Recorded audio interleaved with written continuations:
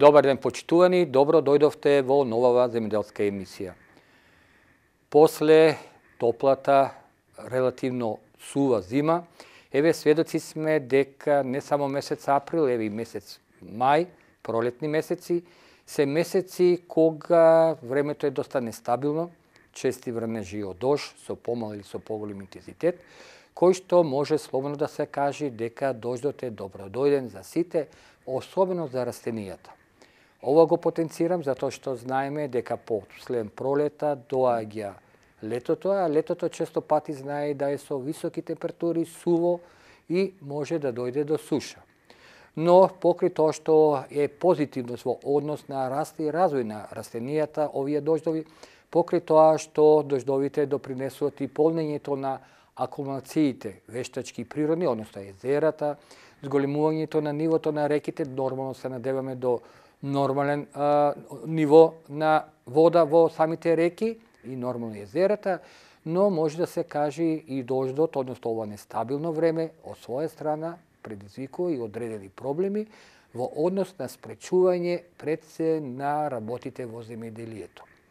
Знаеме дека раногринарската година, односно раногринарските култури се при крај, некои воглавном како што е еве зелката, на 90% е обрана, значи родот е обран, но исто така би сакал да нагласам дека застој во земјоделието нема во однос пред се на садење на вторите култури. Во овој струмички регион популарна е пиперката од типот на куртова капија. Покрај тоа што пиперката од типот на куртова капија се одгледува во фоли, голем процент се одгледува и на отворено. Дожливо време спречува обработка пред се на површините, пред садење на пиперката, но исто така спречува и самото садење. Се надеваме дека прво и основно ќе подзастане дождот, ќе дојде до стабилизирање на времето, а со тоа и можност да се стартува помасовно со садењето на самите површини.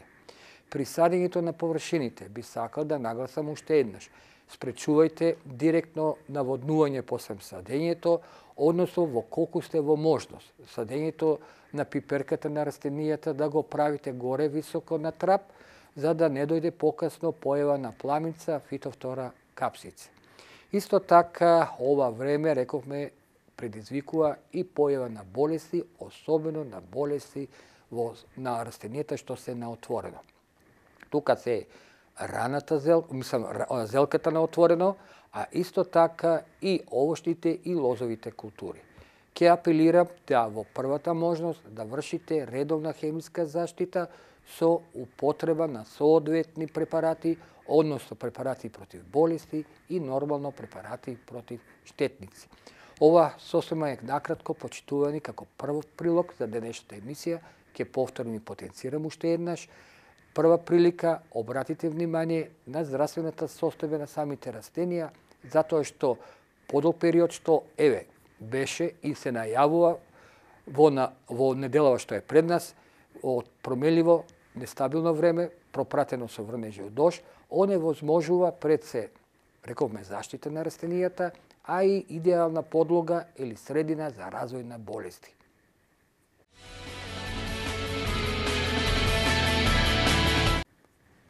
Иако струмичкиот регион е познат пред се по гринарството, како раногринарското производство, така и производството на отворено, има мал процент пред се од полјоделството, тоа е житните култури и нормално тутунот. Одреден процент, рековме, во приватна собственост, односно кај индивидуалните земјоделски производители, се појавува и производството на винова лоза, односно производството на грозје. Нормално постои комбинати, нормално во приватна собственост, кои што се занимаваат со производство на винова лоза на поголеми површини и сепак би сакал за сите производители на винова лоза да нагласам дека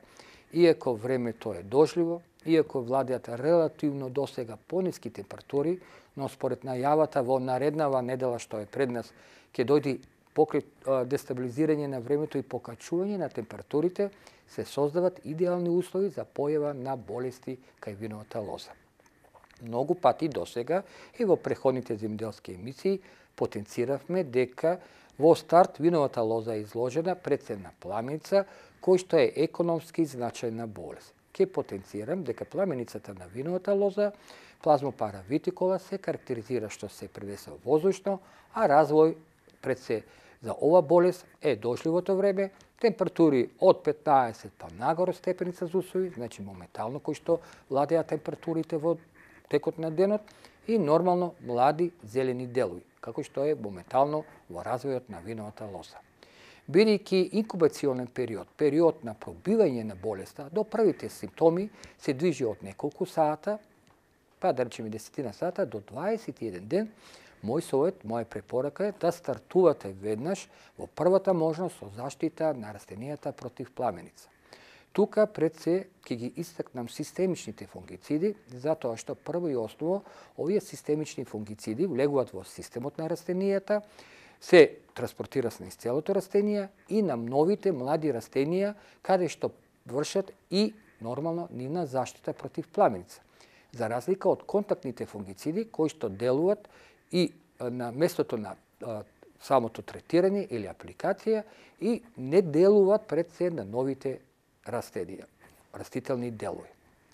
Во однос пак на појава на втора економска значајна болест пепелница, ќе нагласам дека се очекува со зголемување на температурите, со зголемувањето на влагата, а и ќе има и сончеви периоди, може да дојдат до поволни услови за развој на пепелница. Особено оваа пепелница е карактеристична на реони, на терени, кои што преходна година биле исто така нападнати или зафатени од пепелница. Против пепелница,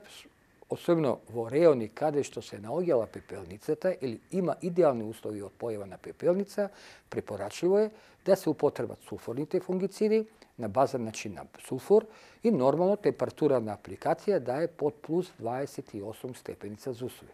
Нормално, како и против пламеница, тука се препорачува да се употребат и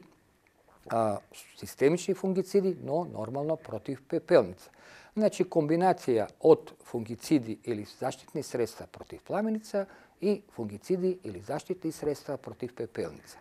Во ова прилика ќе нагласам дека на старт на развојот на растенијата кај виновата лоза не се препорачува употреба на бакарните фунгициди, односно фунгициди кои што содржат бакар, него напротив, тие се употребуваат во последните 2 до 3 прскање, односно во месеците јули-август.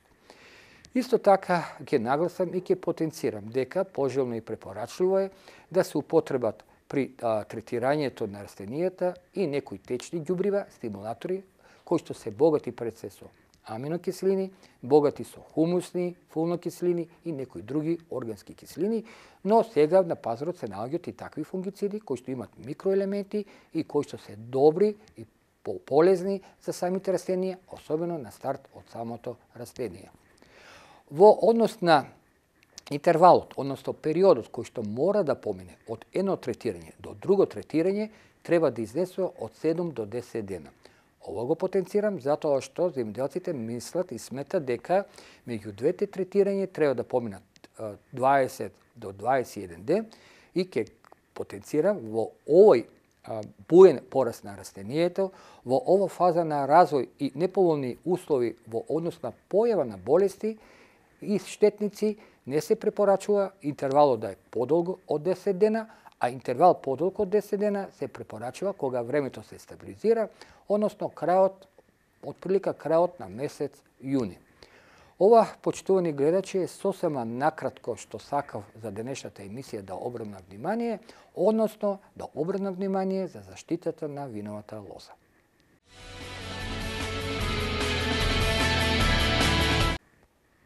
Спомнав на почетоков на денешната емисија дека производството на рана зелка, раногринарството производство, Веќе е при крај, но застој во однос на производството на зелка нема. Иако веќе масовно почна бербата и на зелката што се одгледува на отворено, сепак огромна количина на зелка што се одгледува на отворено се уште е на полето и кој што е изложено на овие временски неприлики, да кажеме, односно пореметување на времето,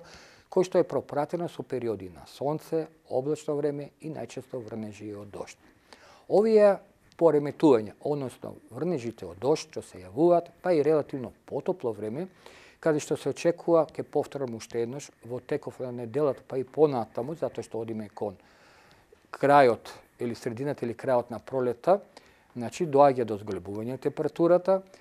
допринесува пред се и поповолни услови за појава на болести, исто така кај зелката.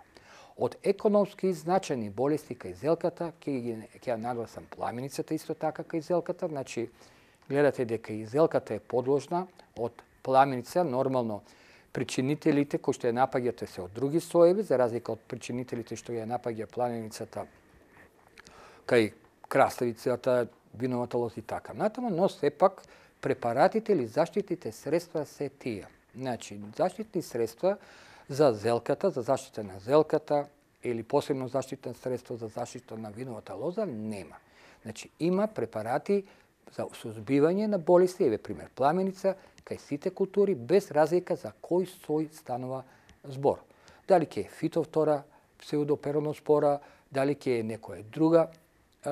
друг сој на пламеница, значи ги сузбива сите соеви или видови на пламеница кај самите растенија. Втора болест, кој што се доста манифестира и се јавува кај зелката и кој што во овие прилики е по-нагласена, представува црната дамкавост, односно алтернарија. Црната дамкавост, алтернарија брасикола, се карактеризира со тоа што се јават специфични црни точки по самите листови на растенијата, каде што брзо ткивото угинува, изумира и каде што постепено доаѓа до уништување на самото растение. За спречување на појава на алтернаријата, црната дамкавост, препорачува превентивно пред се да се растенијата третираат и против оваа болест. Нормално, ваквото време му погодува за појава на инсектите кои што се поактивни или ги има во поголем број сега со затоплувањето на времето, со покачување на температурите, каде што дождовите не им сметат и тука треба да се употребат инсектицидите. Кога станува збор за инсектициди, ќе нагласам дека кај зелката не се препорачува или нема потреба да се употребат системичните инсектициди, него напротив, контактно желудачни инсектициди, кои што имат контактно дејство, што значи кога ќе се третират одредените инсектициди на растението при контакт, веднаш го убиваат инсектот, а исто така при консумација со чувакање или физичка напад од инсектот, доаѓа до нивно изумирање, затоа што го внесуваат не само растителниот дел од зелката, него натре се наоѓа и одредениот инсектицид, затоа се вика и желудачен. При третирањето на растенијата кај зелката ќе нагласам дека е пожелно и препорачливо е да се употребат одредени прелепители, затоа што знаеме дека и надорешноста на листовите на зелката се така да речеме помрсни, кај што тешко се задржува и лесно се промива растворот кој што се третира растението и постојат голем број на прелепители, природни или купечки, кои што, рековме, треба да се употребат при третирањето на препаратот, односно растворот против болести и инсекти. И тука важи правилото да се употребат одредени стимулатори, пред се од областа на аминокиселините, затоа што аминокиселини имат својство пред се да го стимулират растението да ги преброди овие температурни шокови, а исто така може да се употребат хумусни, фулни киселини, а и микроелементи, каде што е докажано научно дека микроелементите подобри резултати дават при фолиарна апликација, односно при прскање, значи кога се третираат со прскање, отколку со систем капка по капка. Ова, почитувани гледачи, е сосема кратко и кај зелката важи правило интервалот или периодот помеѓу две прскање да не е подолго од 10 дена, значи ако времето дозволува, најдобро е да се изведува на 7 денови.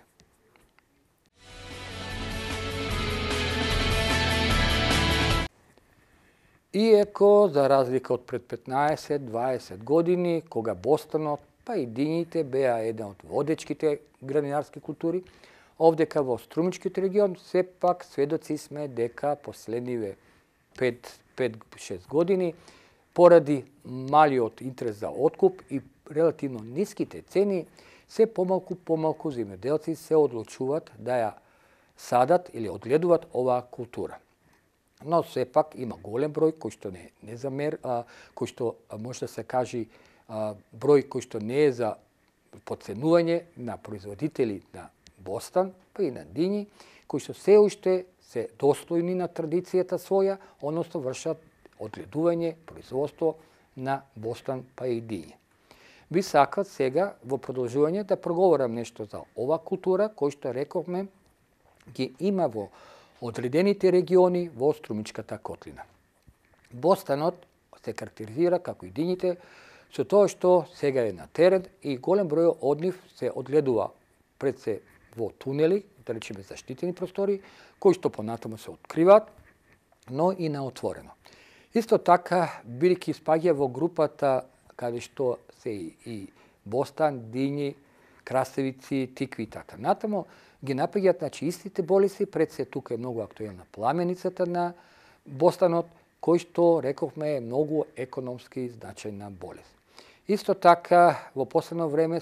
масовно се јавува и трипсот, кој што, особено во последните 2 до 3 години, процентот е многу поголем, и лисната вошка. При заштита на растенијата препорачливо е да се врши пред се редовна заштита со употреба на системични фунгициди против пламеницата кај бостанот, па кај дињите, а исто така и инсектициди, особено од типот на системичните инсектициди, кои што влегот во системот на растенијата и успешно вршат созбивањето на листната вошка. Може тука да се употребат инсектициди против пред се опасниот инсект, односно трипсот, тутуновиот трипс.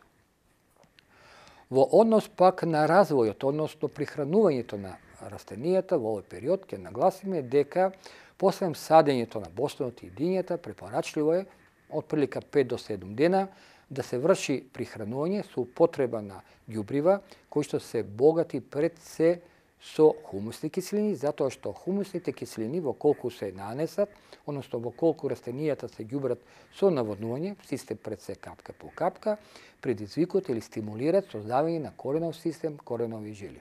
Поднатаму, типот на употреба пред се на кристалните ѓубрива ќе зависи од развојот на растенијата. Ова го потенцирам затоа што кај бостанот, па и дињите, ali особено кај бостанот, е многу значено да знаете дека не смее да се предизвика голема лисна маса.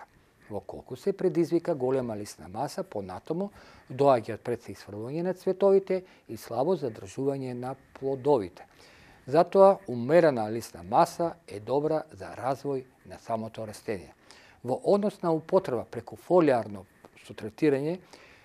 препорачливо е покрај амините киселини, кои што се актуелни и последните години се помасовно се употребат, да се употребуваат и микроелементи, значи ѓубрива богати со микроелементи, пред се тука се мисли на железо, манган, цинк, бор и така натаму. Нормално, во однос на температурата, ќе нагласиме дека температурите се покачуваат, што пак се добро дојдени и ќе стимулират подобар развој за самите растенија, затоа што и бостанот спаѓа во групата на топлолюбливи растенија, каде што оптималната температура најчесто се движи околу 20 степени Целзиусови. Ова почитување е сосема кратко што сакав да обрнам внимание за денешната емисија во однос на одгледувањето, односно пред се заштита на бостанот и дињите.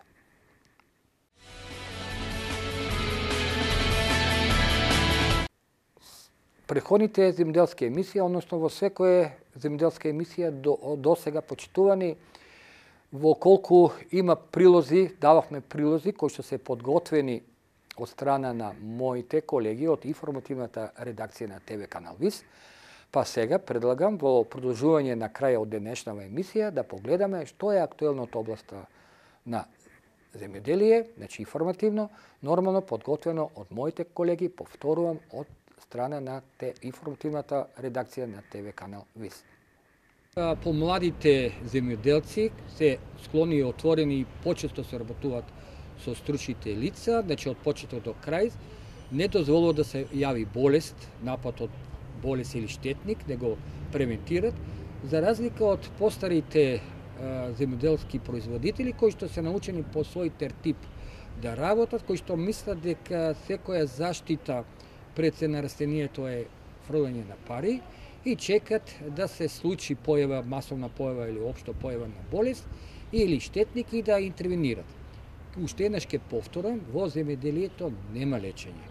А најголема економска неисплатливост е штета кога некое производство нема да се извади. Значи не е толку цената, него колку што е неизвадливост, односно уништувањето на самите растенија. Затоа што знаеме дека одредени болести можат многу брзо, за неколку сати, па до 1 до 2 дена целосно да ги уништат растенијата, без разлика дали овоштарство, граминарство, лозарство, секаде. И затоа уште еднаш ќе повторам, идеални услови за појава на болести,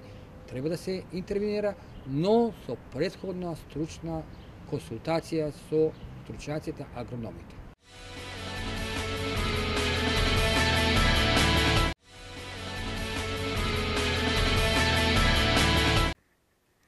Ова беше се што подготвив за денешната емисија. Ви благодарам што не следевте и овој пат до крај. Ве повикувам да не следите и наредната недела во истиот термин. До гледање.